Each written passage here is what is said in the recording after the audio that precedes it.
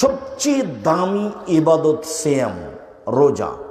আলোচনায় বলা হবে সিয়াম, রোজা বলা হবে না। আলোচনায় বলা হবে সিয়াম, রোজা বলা হবে না।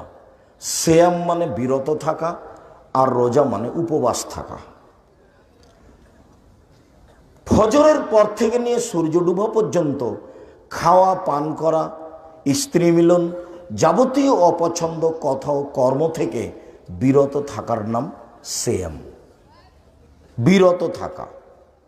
বিরত থাকে না যে সে রোজা থাকে, সিয়াম থাকে না।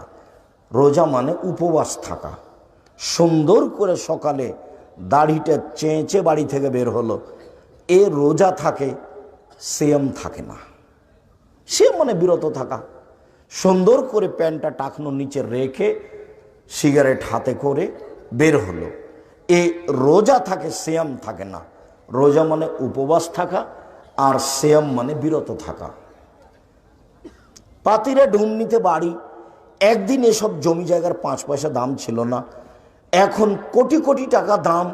হঠাৎ করে পিছনের দিক ভুলে গেছে, সামনের দিক দেখতে গিয়ে একবারে স্কিন পায়জামা পরে আছে আপনার মেয়ে। ভুলে গেছে আমি কে? আপনার স্ত্রী। ও মনে করছে যে আমি না জানি কি দিয়ে, ও আর ধর্মকর্ম আর কিছু নাই। ও যেভাবে আছে, আপনার স্ত্রী, আপনার মেয়ে, ও রোজা থাকে, সিয়াম থাকে না। রোজা ভিন্ন জিনিস, সিয়াম ভিন্ন জিনিস। রোজা মানে উপবাস থাকা, আর সিয়াম মানে বিরত থাকা। বিরত থাকা। অপছন্দ কথা ও কর্ম মানে হলো খারাপ, তাতে থেকে বিরত থাকে যে সেই সিয়াম থাকে, আর বিরত থাকে না যে সে রোজা থাকে। যেমন আপনাকে বলি, হিন্দু মেয়েদেরকে বিবাহ করার 10টি পদ্ধতি। কতটি? 10টি। তার একটি পদ্ধতি হলো রাক্ষসী বিবাহ।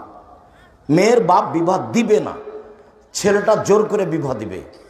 তো সেটার পদ্ধতি কি? কপালে টিপ দিলেই বিবাহ হয়ে গেছে। কপালে টিপ দিলেই বিবাহ হয়ে গেছে। তো কপালের টিপ দেওয়া প্রথা কোথা থেকে এসেছে? হিন্দুদের পক্ষ থেকে এসেছে। সেটা আপনার মেয়ের কপালে আছে। তাহলে এখন আপনার মেয়ে রোজা থাকে না সিয়াম থাকে? রোজা থাকে। বুঝাতে পারি না মনে হয়? সিয়াম থাকে না রোজা থাকে? রোজা থাকে। রোজা মানে উপবাস থাকা, আর সিয়াম মানে বিরত থাকা। বিরত কি থেকে থাকবে? অপছন্দ কথা ও কর্ম থেকে বিরত থাকবে, তার নাম হলো সিয়াম। এই ছেলে, বসো। অল্প সময় কাজ দেখাবেন না।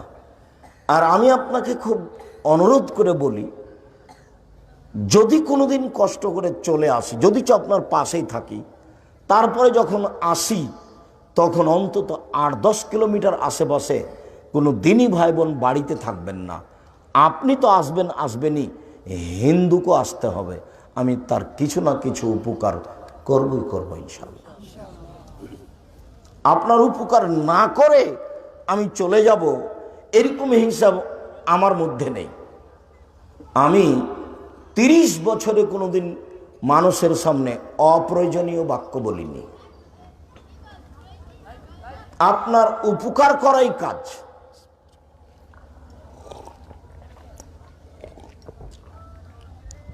অতএব সম্মানিত দিনী ভাই বোন, মহিলা পুরুষ যারা এসেছেন, চুপচাপ এক খেয়ালে বসে থাকবেন। যারা বাড়িতে আছেন, এখনো আসেননি, কেন বাড়িতে আছেন আমি জানি না। আপনার টিভি কি আপনাকে বাড়িতে রেখেছে? যদি হয় তাহলে ভুল। আপনার বিদ্যাই কি আপনাকে বাড়িতে রেখেছে? বিদ্যা তো আপনার কাছে নেই। আপনার বুদ্ধি কি আপনাকে বাড়িতে রেখেছে? আপনার তো বুদ্ধি বলে বিবেচনা হিসেবে আসে না। কি করেছেন আপনি জাতির জন্য যে আপনার বুদ্ধিকে মূল্যায়ন করতে হবে?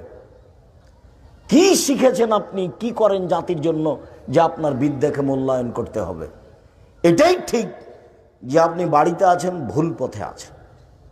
আসলে আপনার কিছু না কিছু উপকার করতাম, করব ইনশাআল্লাহ, এ কথাই চূড়ান্ত। আপনার মেয়ে নখে নেইল পালিশ দেওয়া আছে, নখটা বড় আছে।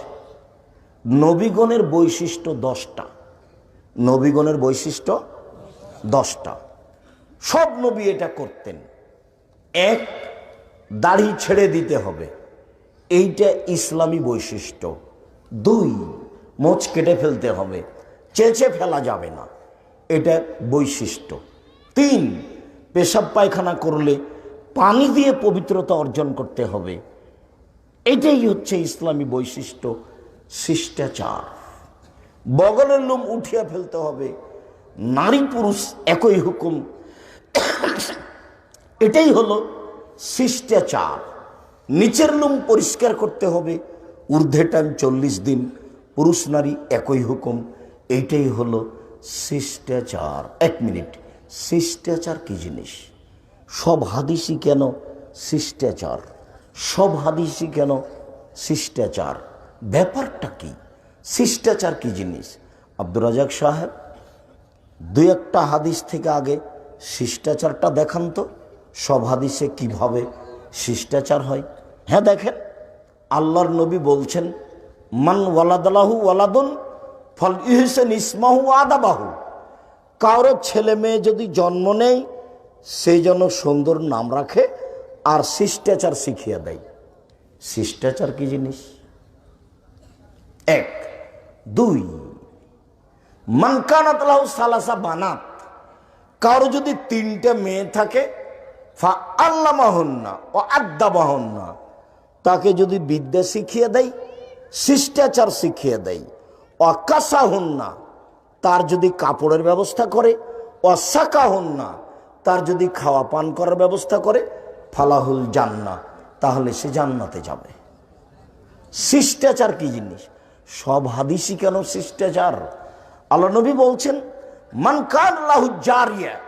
কারো যদি একটা কাজের মেয়ে থাকে, দাস দাসী কাজের মেয়ে থাকে, ফা আল্লাহ মাহা ফাহাসানা তালিমাহা, শিখিয়ে দিল, সুন্দর শিখিয়ে দিল। ও আদ্দাবাহা ফাহাসানা তাদিবাহা, শিষ্টাচার শিখিয়ে দিল, সুন্দর শিষ্টাচার শিখিয়ে দিল, তার ডবল নেকি। শিষ্টাচার কি জিনিস? আল্লাহর নবী বলছেন, শোনো, আনফিক আলা রিয়ালিক মিন তাওলিক, তুমি পয়সা পাতি উপার্জন করে তোমার ছেলে মেয়েকে লেখাপড়া শিখাও, লালন পালন করো। আল্লাহ তারফা আনহুম আসাকা আদাবান, তাদের উপর থেকে শিষ্টাচারের শক্ত লাঠি উঠিয়ে নেব না, একবারে শক্ত হাতে শিষ্টাচার শিখাও। শিষ্টাচার কি জিনিস? বলছে যে ওকে পিটিয়ে শিষ্টাচার শিখাও, শক্ত হাতে শিষ্টাচার শিখাবা। শিষ্টাচার কি জিনিস? এই ছেলে, তুমি অটোতে বসে আছো, আর আমি অটোতে উঠতে যাচ্ছি, তো স্যান্ডেলের সাথে অটোর এটা বেঁধে গিয়ে আমার এইভাবে উল্টে পড়ে যাচ্ছিলাম, আমার ব্যাগটা তোমার মুখের উপরে জোরে লেগে গেছে। তখন তুমি চট করে বলছো, হ্যাঁ কপালে চোখ নাই, কিভাবে উঠেন, ঢং হয় না। এটা একটা শিষ্টাচার।